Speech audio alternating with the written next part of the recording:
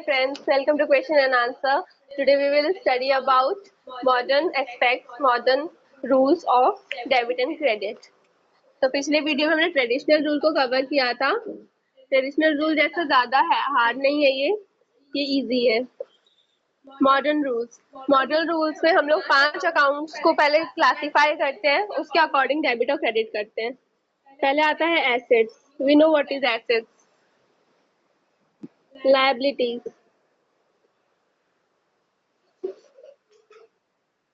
expense, revenue, capital. So we are well known with all these factors, and if कोई भी doubt है तो previous videos में ये सब available है. You can check it out. So although I assume कि हम इन सब terms को जानते हैं, assets, what are assets, liabilities, expense, revenue, capital. So assets. When the balance of assets increases, when a asset enters in the business, it will increase and thus it is debited. So when the asset will increase, the account will be debited, and when the assets decrease, the account will be credited. Okay. In the case of liabilities, when liabilities will decrease, the account will be debited. If any liability decreases, that liabilities account will be debited, and if any liability increases, the liability account will be credited. We'll understand it through some examples. Expenses. Expenses means जो भी हमारे जो खर्चे होते हैं. If the expenses increases, it will debited, and if the expenses decreases, it will be credited. Revenue. In case of revenue, when it decreases, we will debit it. When it will increase, it will credit it. Capital. तो इससे क्या हमें इसका nature पता चल रहा है कि जैसे एसेट्स होता है, एसेट्स का जो बैलेंस होता है, बैलेंसिंग फिगर जो होता है, वो हमेशा will started with a debit. Asset gives us a debit balance. दस एक आइडिया लग रहा है कि अगर एसेट इंक्रीज होता है, हमारे पास एक फेवरेबल अमाउंट ऑफ एसेट्स है, तो दैट इज डेबिटेड. लाइबिलिटीज जो है, लाइबिलिटीज हमारे जो उनका जो बैलेंसिंग फिगर रहता है, they have more of the what we should say credit amounts at that side, so they usually give us credit balances. Like जब हम लोग creditors account बनाते हैं, creditors, so we'll start it from balance brought down here, and this side gives us a credit down. That means this side is heavier. The credit side of liabilities is heavier when it is favorable for us. When a liability, it is a liability, it is like this. And for assets like cash, the account is like this, brought down, carried down, and for further years, brought down, carried down. Like it gives us a debit balance. Debit side is heavier. Here credit side is heavier. So when we can see the credit side is heavier, the reason because when liabilities rises, we credit it. So rising, if this portion keeps on rising and rising, obviously this will be higher. So thus it leads to a credit figure, and so we increase credit here. Everything is related. This is the reason behind this, and this is the reason behind this. The basic rule is this.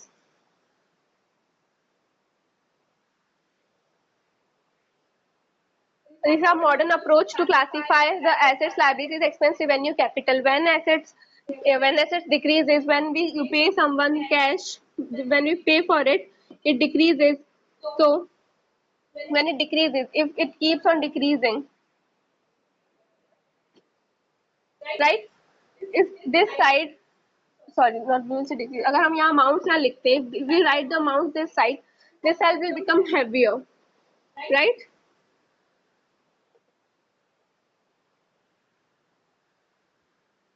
This side will become heavier. So if this side becomes heavier, the balancing figure will come this side, and this will lead to a unfavorable situation. So we need to mention debit side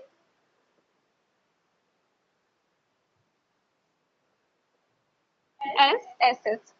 So expenses, we can see expenses and assets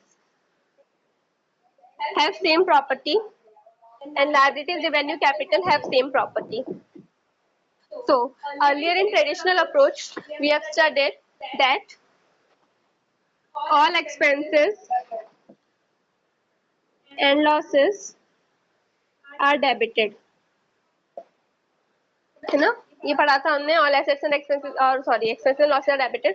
तो इसको justify कर रहा है एक तरीके से, right? Similarly, revenue and income हमने nominal rule में मैं बता रही हूँ, nominal accounts के लिए. Okay, so these are the nominal accounts if we remember it. तो उसका रूल देखो सेम है. तो मॉडर्न अप्रोच और ट्रेडिशनल अप्रोच दोनों हमें एक ही जगह पे लिंक अप कर देते हैं कि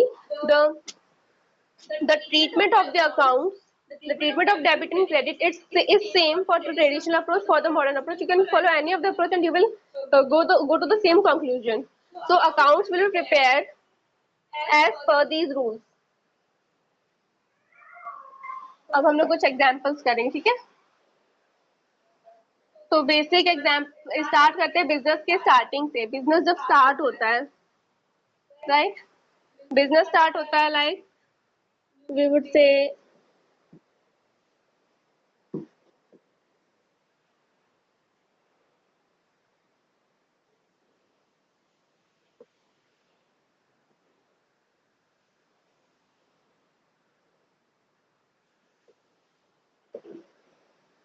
Harsh started business with cash rupees 10 lakhs.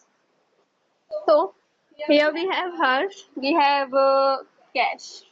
So when this person, the owner, gives cash to the business, this cash is what? This is the capital of business. Represents whose capital in business? If this is business, business gets whose money is that? This is Harsh money. Harsh is the owner for the business. So what we will write? What comes in for the business? Cash, right? Cash is what? Asset. When business accepts cash, when business accepts asset, business में asset आया, हमारे पास कुछ आता है तो वो हमारे पास बढ़ता है. जो भी हमारे पास आता है वो इंक्रीज होता है, तो एसेट इंक्रीज हुआ. एसेट यहाँ पे हमारा कैश है. जब कैश इंक्रीज होता है तो वो डेबिट होता है. अभी हमने पढ़ा था. तो sorry not asset, cash account. Cash account debited to whose account? हमें पता है कैपिटल. कैपिटल का मैंने आपको ट्रीटमेंट बताया. जब डिक्रीज होता है तो डेबिट, जब इंक्रीज होता है तो क्रेडिट. तो बिजनेस में उसका कैपिटल क्या हो रहा है? आ रहा है, मीन्स इंक्रीज हो रहा है, तो क्रेडिट होगा. To whose capital? Harsh capital. Account. Okay, this entry is clear. I'm just reminding you the treatment. पहले वो लिखेंगे narration being cash introduced in business. So treatment क्या था हमारा? Assets and expenses. When increases, debited. When decreases, credited. Okay, debit means favorable balances for assets and expenses. For liabilities, revenue, capital. When decreases, debited. When increases, credited. This means that the credit balances of these things are favorable for us. Okay, like capital shows us a credit balance. तभी यहाँ पे capital नहीं आता है. We know that. जब withdrawal होता है तो भी withdrawal, capital के withdrawal को क्या बोलते हैं? Drawings. Drawings comes to this drawings acts in the modern approach. It's a withdrawal of capital. When capital decreases, it is debited with the name of drawings. But in the traditional approach, drawings को हम लोग traditional approach में हमारे पास क्या क्या होता है? Personal, real, nominal. तो इन दैट केस हमारे पास कैपिटल नाम से यहाँ पे कुछ क्लासिफायर नहीं होता. तो तब ड्राइंग्स कहाँ पे जाएगा? रियल तो नहीं है. तब ड्राइंग्स जो है this is this one.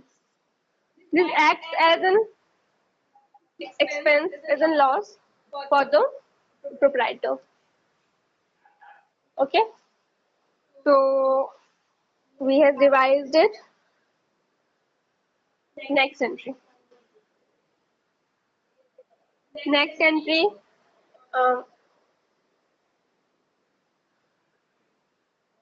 Interest on capital ₹6,000। Interest on capital जो है वो हम लोग किसको पे करते हैं? ओनर को। ओनर जैसे कि हमारे बिजनेस में हर्ष था, तो हर्ष को हमने क्या किया? 6,000 का इंटरेस्ट पे किया। फॉर एग्जाम्पल, अपने एग्जाम्पल से हटते हैं और रियल लाइफ का एग्जाम्पल लेते हैं, लाइक रिलायंस। जब रिलायंस कंपनी जो है, उन्हें अंबानी को, क्योंकि अंबानी ने अपना सारा जो कैपिटल अंबानी ने लगाया, तो उसको इंटरेस्ट मिलना ही चाहिए। तो जो रिलायंस अंबानी को इंटरेस्ट देता है, वो अपने घर तो ले जाके रखेगा नहीं कि हाँ इसको तिजोरी में रख दो। क्या करता है? उसी अमाउंट ऑफ इंटरेस्ट को इन बिजनेस डाल देते हैं, ताकि बिजनेस ऑफ ग्रो अप करे, बिजनेस का थोड़ा वो बढ़े, कैपिटल बढ़े। तो क्या करते हैं? Interest on capital. कैपिटल किसकी है? ओनर की। और वो कैपिटल वो कहाँ लगाता है? बिजनेस में। तो यहाँ पे क्या करते हैं? इंटरेस्ट ऑन कैपिटल एक अमाउंट हमारे पास है, और क्या है? Cash. Cash is debited because it's an asset. Sorry wait, not cash. ही तो इंटरेस्ट ऑन कैपिटल किसको मिलता है? ओनर को। तो एंट्री क्या होगी?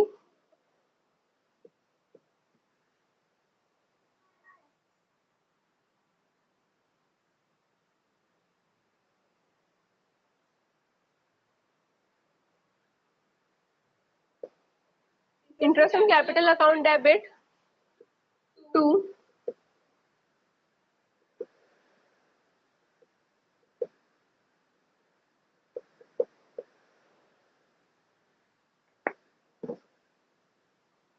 being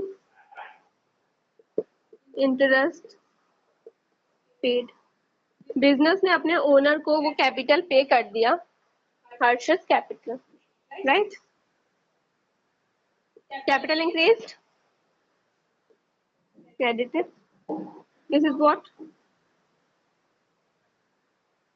Expense increased, debited. Is it okay? तो कैश पेमेंट नहीं हुआ है, मतलब लाइक कैश जो कैश हमारे पास बैलेंस अवेलेबल है, हमने जाके अंबानी को नहीं दिया। वी व्हाट वी डिड, हमारे कैश अकाउंट से हमारे पास जो कैश अवेलेबल था उसको इंटरेस्ट के रिस्पेक्ट में हमारे कैपिटल में ट्रांसफर कर दिया। ओके, तो इन दिस फॉर्म क्या होगा? जो कैश बैलेंस है वो इधर चला जाएगा। अब यहाँ इंटरेस्ट कैपिटल हटाते हैं। Interest on something else, like we have taken, if we have taken any loan, right? For example, हमने फ्रेंड से लोन ले लिया था, इनफॉर्मल लोन है, फ्रेंड से लिया था। तो उस लोन को हमने क्या किया? हमने उसे रीपे किया। तब क्या होगा? इंटरेस्ट इज एन एक्सपेंस, तो डेबिट होगा। जैसे हमारे प्रीवियस में क्या हुआ था? Interest on capital to capital हुआ था। यहाँ पे क्या होगा? ये जो लोन का पैसा है, क्या हमारे बिजनेस में रहेगा? नहीं, वो किसी अनदर पर्सन का, तो वो बिजनेस के बाहर प्रॉपरली जा ही रहा है, वो किसी भी फॉर्म में हमारे पास नहीं आएगा। तब क्या होगा? ये टू कैश के फॉर्म में, because this asset is decreasing and this is expense which is increasing. So this is when there is a normal interest, and if it is on capital will be this way, because वो पैसा घूम के हमारे business में ही आएगा। Narration हमें पता है कैसे लिखते हैं। Just explain the transaction being so and so. Okay, so another we can take example of outstanding rent. Outstanding rent, outstanding what in this on payment, हमारा payment अभी due है। Third entry, payment of rent is due for ₹1,000. So this payment क्या दिख रहा है हमें? Rent. Rent is an expense, अभी due है, दैट मीन्स इंक्रीज है। क्या होगा? Debit. Another what expect we have, it is due. Cash का कोई ट्रांजैक्शन तो हुआ ही नहीं, बिकॉज हमने अब तक पे ही नहीं किया, तो कैश लिख दिया। क्या हुआ है? ड्यू हुआ है। और rent, due means outstanding. Outstanding word says that अभी हमें किसी को पे करना है, हमारे ऊपर किसी की लायबिलिटी है, तो this is liability. Liability is increasing, thus credited. Easy. So what we'll write? Rent account debit to outstanding rent.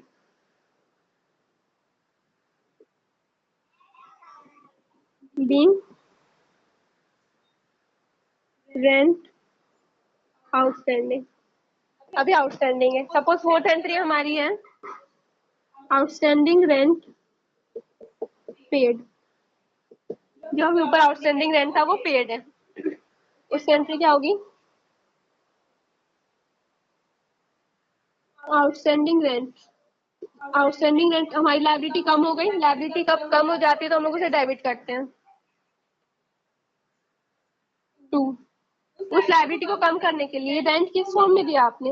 जब हम लोग किसी को कुछ बोलते हैं ये लो हमारा किराया लो, किराया व्हाट इज, वो हाथ में क्या होता है? कैश होता है हाथ में, तो वो कैश हमारे पास से जा रहा है, एसेट्स कम हो रहा है, credit,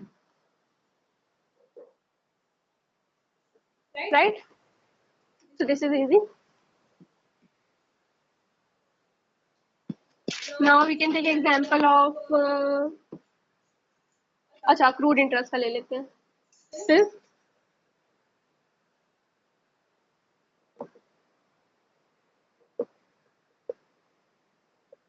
accrued interest means, accrued rent usually हम नहीं लिखते क्योंकि रेंट क्या होता है, हम लोग बिजनेस में है, बिजनेस जो बिजनेस ओनर्स होते हैं वो रेंट का उनका कोई बिजनेस ही नहीं होता, वो लोग किसी से रेंट नहीं लेते। इंटरेस्ट लेने का ज्यादातर रहता है because they may lend money to someone. तो interest is accrued, accrued interest is the asset for us. मैंने पहले बताया outstanding and advance are our liabilities and accrued and what prepaid are our assets. So ये assets increase हो रहे हैं. So when these assets increases, we'll write accrued interest account debit, right? 1000. Okay, accrued interest means you have done the job for that, right? Interest is what? When you are going to earn the interest, interest is your revenue to interest, right? And when this accrued interest becomes paid, you are paid for that, you have this position you have earned it, and another position आएगी जब आप उसे receive करेंगे, कोई ना कोई time होगा ना, क्योंकि अभी तो ये क्या है उनके लिए ड्यू है, उन्होंने पे नहीं किया। So you'll when you'll earn it, cash will come and this accrued interest your asset will go. Now because this is not accrued, you have received the cash, so ultimately entry this and this will be cancelled and you will see that cash account debit to interest. And normally interest जब हम लोग कुछ receive करते हैं तो entry क्या होती है? cash to interest ही होती है। cash आएगा means cash is a asset which increases, interest is a revenue which increases. So ultimately we reach this entry. Our destination is this entry via this end. Okay. तो outstanding हुआ, accrued हुआ and prepaid और advance का भी एक ले लेते हैं example. When prepaid usually insurance premiums हम लोग पहले से ही पे कर देते हैं to avoid the some kind of fines और due whatever. So 6 is prepaid insurance.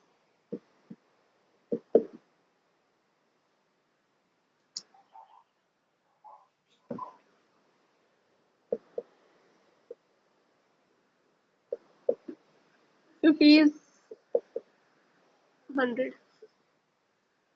Prepaid insurance.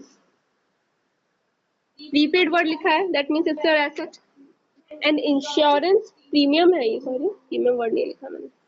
जो इंश्योरेंस प्रीमियम होता है, इंश्योरेंस प्रीमियम हमारे क्या है? हमारे एक्सपेंसेस है। When expenses increases debited, when expenses increases debited.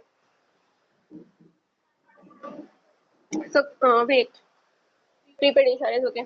So when expenses increases is debited. तो व्हाट ये जो एक्सपेंस है हमारा क्या अभी ड्यू हुआ था? नहीं, हमने क्या कर दिया? प्रीपे कर दिया है। तो सिंस ये हमारा अभी का एक्सपेंस नहीं है तो हम लोग इसे एज एन एक्सपेंस डेबिट नहीं कर सकते। अगर यहाँ लिखा होता इंश्योरेंस प्रीमियम पेड तो यहाँ लिखा होता insurance to cash, but since it is prepaid now it's not an expense, it's your asset, क्योंकि उस पर्सन ने आपसे मांगा नहीं है। you're paying it for on your sake, you're paying it, किसी ने आपसे मांगा नहीं, आप पहले उसे प्रीपे करें टू अवॉइड फर्दर ऑब्लिगेशंस। तब क्या होगा? In this case, it is an asset. But when prepaid is not here, it is an expense for you. Get that?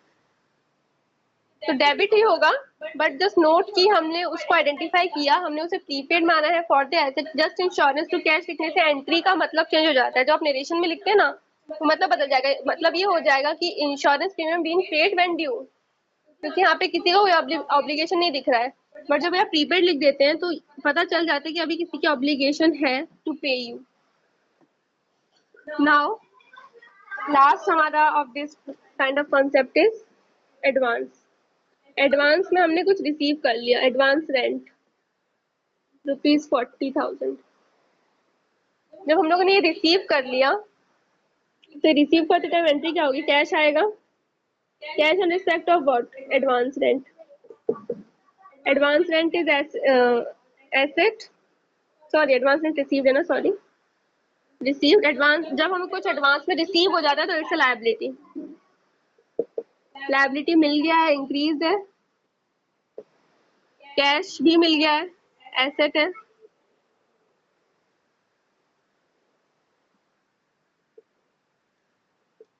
$40,000। Okay, suppose advance नहीं होता, ये रेंट एक्सपेंसेस, रेंट का revenue है हमारा। Cash तो आ ही रहा है, whether it's in form of revenue, whether it is in form of a liability. Cash is coming in, so it's an asset. Asset is increasing, we will debit it. But what about here? यहाँ पे हमने advance rent लिखा था as a liability increased, but यहाँ पे rent हमें हमारा due हुआ तब उस हमारे जो हमारा किराएदार था उसने आके हमें दिया हाथ में, तो वो हमारी कोई लायबिलिटी तो थी नहीं ना। अभी पैसा मिलने के बाद भी हमारी कोई लायबिलिटी नहीं, क्योंकि वो 1 महीना रह चुका है तब वो पैसा दे रहा है। तो यहाँ पे हमारा जनरली रिवेन्यू है। तो revenue when increases it is credited. Okay, तो हमने अक्रूड और अक्रूड से रिलेटेड एडवांस, प्रीपेड, आउटस्टैंडिंग, इन सब कॉन्सेप्ट को कर लिया। इंटरेस्ट को किया। ड्राइंग्स का एक कॉन्सेप्ट कर लेते हैं। ड्राइंग्स मैंने बताया था कैपिटल का विड्रॉवल है, मीन्स कैपिटल डिक्रीज हो रहा है। कैपिटल जब डिक्रीज होता है तो वो क्या होता है? डेबिटेड। बट यहाँ पे कैपिटल अकाउंट डेबिट नहीं लिखते, उसका नाम हम लोग लेते हैं ड्राइंग्स। जैसे हम लोग जब गुड्स परचेज करते हैं तो गुड्स नहीं लिखते, परचेजेस वर्ड को यूज करते हैं। सिमिलरली कैपिटल को ड्रॉ कर रहे हैं, so we use the word drawings. It comes in the, जब आप उसे क्लासिफाई करेंगे asset, expenses, liabilities, revenue, capital, तो इस कैटेगरी में फॉल करेगा। ठीक, drawings account debit to if you have drawn cash. Company से आप कैश ले जा रहे हैं as a owner to cash, if you take cash, any one of these. To, अगर आप स्टॉक ले जाते हैं, सामान कंपनी में रॉ मटेरियल कुछ पड़ा है, कुछ फिनिश गुड्स पड़े, कुछ भी है, स्टॉक वर्ड नहीं लिख के परचेज वर्ड लिखेंगे हम लोग।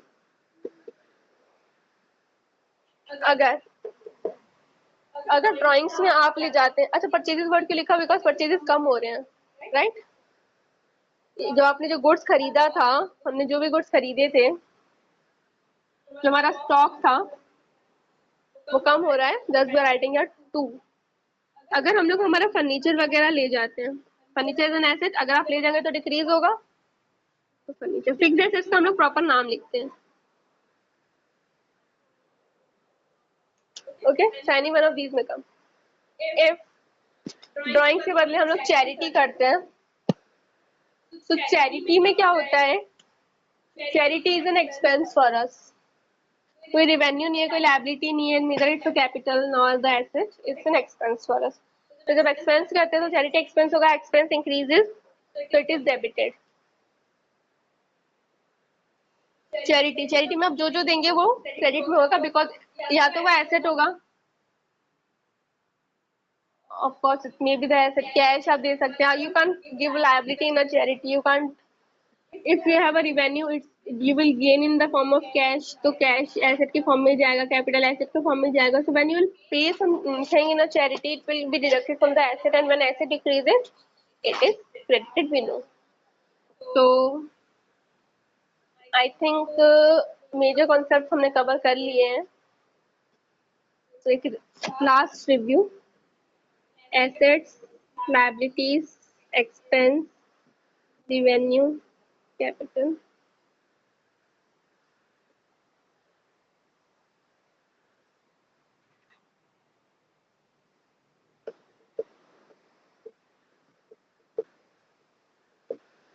Now just a recap. When asset increases, it is debit. When asset decreases, when liability increases, when liability decreases, when expenses increases, when expenses decreases, when revenue increases, when decreases, when capital decreases, when capital increases. It means, अच्छा इससे conclusion क्या निकलता है? That capital, all the accounts related to capital will have a credit balance. Revenue will have a credit balance. Expenses will have a debit balance. Debit balance means when you will write a brought down figure, you will have it here in this way, this debit side. This is debit balance and this is credit balance. So assets में हम लोग debit balance हमें मिलता है just because of this. एक ordinary business में इधर vice versa भी हो सकता है, जरूरी नहीं है यही हो, बट वो फेवरेबल नहीं है बिकॉज देखो एसेट्स है, एसेट्स डेबिट ही होगा बिकॉज वो सब हमारे पास है, या कम होता जाता है तो वो यहाँ होता है. डेबिट बैलेंस का मतलब क्या है कि हमारे पास ज्यादा एसेट्स है, हमारे पास एसेट्स ज्यादा है. अब क्रेडिट बैलेंस की सिचुएशन हो कब सकती है जब सारे एसेट्स चले गए हो, मतलब सारे एसेट्स हमारे पास कुछ भी नहीं है, वी आर ऑन ओवरड्राफ्ट. तो अपने आप हम लोग घूम के अपने इस कैटेगरी में आ जाएंगे. हमारे पास लायबिलिटी है, हमारे पास जो भी एसेट है वो लायबिलिटी के फॉर्म में. So favourable balances means usually और the possible balances are this, क्योंकि जैसे हम लोग अगर इस यहाँ डेबिट लिखा होता है कैपिटल की जगह, कैपिटल में डेबिट बैलेंस है मींस ओवरड्राफ्ट है आपके पास, तो of course it is visible कि हमारे पास कैपिटल का प्रॉपर बैलेंस हमारे पास अवेलेबल नहीं है. जो हमारे पास बैंक बैलेंस होता है प्रॉपर, हमारे पास बैंक में 50,000 वो हमारा एसेट है, एसेट इंक्रीज, एसेट का डेबिट बैलेंस है, राइट. बट जब हमारे पास लायबिलिटी हो जाती है वो क्रेडिट साइड में आता है, बैंक ओवरड्राफ्ट, क्योंकि हमारे पास सारा जो पैसा है वो डिक्रीज हो के क्रेडिट हो गया होता है यहाँ पर, और जैसे ही वो क्रेडिट होता है वो लायबिलिटीज में फॉल करता है एज बैंक ओवरड्राफ्ट. दोबारा बता रही हूँ, जब बैंक बैलेंस हमारे पास अवेलेबल होता है तो वो डेबिट बैलेंस होता है हमारा, क्योंकि हमारे पास कैश है. कैश मैंने बोला ना आता है मीन्स बढ़ा हुआ है तो डेबिटेड है. जैसे ही वो कम होने लगता है तो हम उसे क्रेडिट करते जाते फिर वो एक टाइम आता है कि वो क्रेडिट बैलेंस शो करता है, डेबिट बैलेंस की क्रेडिट बैलेंस शो करेगा. जब वो ये शो करेगा इस टाइम पे हमारी जो सिचुएशन होगी, हमारे पास ओवरड्राफ्ट होगा, बैंक को हमें पैसा रिटर्न करना है, बैंक हमें नहीं देगा कुछ, उस सिचुएशन में वो हमारी लायबिलिटी बन जाती है. लायबिलिटी बनते ही वो क्रेडिट हो जाता है. तो जैसे ही हम अपने एसेट्स को क्रेडिट बैलेंस दिखाते हैं दैट शोज कि हम लोग अपनी लायबिलिटी की सिचुएशन पे, thus we are getting a credit balance. तो बैंक ओवरड्राफ्ट एसेट साइड ना होकर लायबिलिटी साइड ही आता है. So that means कि assets and expenses will have debit balances and liabilities, revenue and capital will have credit balances. Assets and expenses will have debit balances and liability, revenue, capital will have credit balances, right? So that's enough for today. कोई भी doubt हो या कुछ कम ज्यादा जो भी लगा comment section में बताइए, और बाय बाय, टेक केयर.